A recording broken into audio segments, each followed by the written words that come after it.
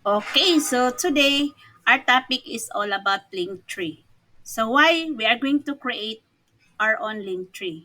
So the reason why is to help our followers discover everything we do with one simple link.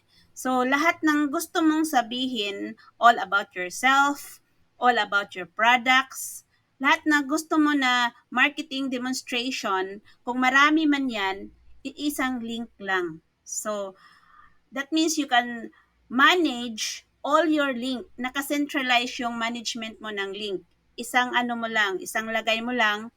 Say for example, you have the post or ibibigay mo ba to someone na prospect mo, pwede mong ibigay isang link lang.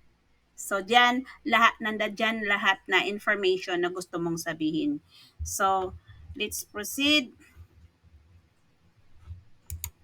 Okay, so Linktree core benefits. So, ano yung mga benefits ng Linktree? So, number one, gaya ng sinabi ko kanina, centralized link management. So, naka-organize na yung multiple affiliate links mo in one place. So, multiple affiliate links in one place. That means to say, yung lahat, say for example, you have videos. May mga video ka na gustong ilagay at gustong mong ipaparinig o ipapawatch video doon sa iyong mga prospects or clients or customers. So, if that video is coming from YouTube, pwede mong ilagay dito in one. So, kung marami man sila, pwede mong i-organize in one place. Tapos, i-share mo lang isang link. So, ganun siya kaganda. So, number two, benefits is easy link sharing. So, madali lang siyang i-share. So, kasi maliit lang yung link niya, hindi masyadong mahaba, no? So, kahit multiple links pa ang nandoon sa loob, iisa lang yung link niya.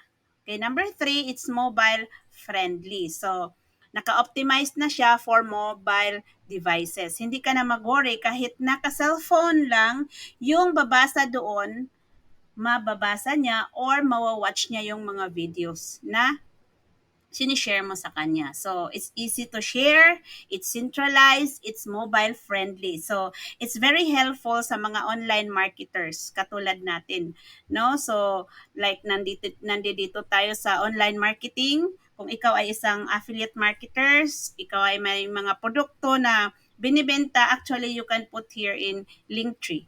So, it is customizable, brandable pages with your own logos and images and text. So, ito yung nagandahan ko dito dahil madidesign ko siya ayon sa gusto ko. Say for example, ito yung brand na gusto ko na ipakita sa market. So, that I can create my own logo, makalagay din ako ng image ko, saka sarili kong mga text dito. So, nako-customize ko siya. So, you can brand it with the brand that you want. So, ikaw yung maglagay ng pangalan, ng iyong bio, ng iyong title, ng iyong page. So, napakaganda. No? So, number five, you can have your tracking and analytics here. So, mamomonitor mo kung ilan na yung nag-clicks and conversion. Say, for example, ginagamit mo ito sa landing page. Parang, kung ikaw ay nag-a-advertise, kung ito ay nilagay mo sa landing page, makikita mo doon kung ilan ang nag-link, ilan ang nag-click. So makikita mo, mamomonitor mo kung ilan, ay may nag-click talaga, may conversion talaga. Makikita mo kung ilan nandoon sa iyong link tree. So ganito kaganda ang link tree. Tayo po ay magpapatuloy. So ang ating tips where to position your link tree link, saan natin ipoposition itong mga link natin. So, actually, as I have told you, isang link lang. Maraming links yan sa loob, maraming videos yan sa loob, isang link lang yan, so you can post in one time.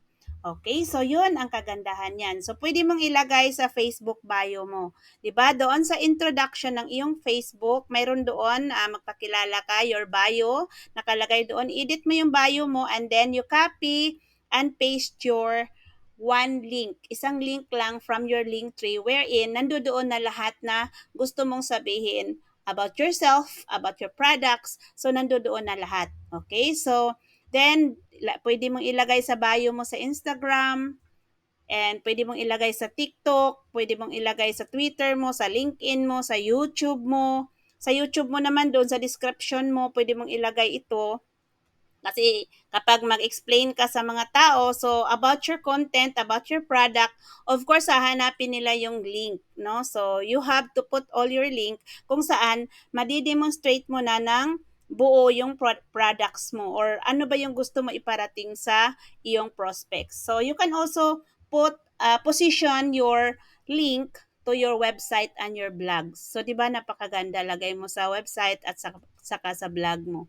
So, Pinterest, pwede mo rin ilagay sa Pinterest and all your social media campaigns.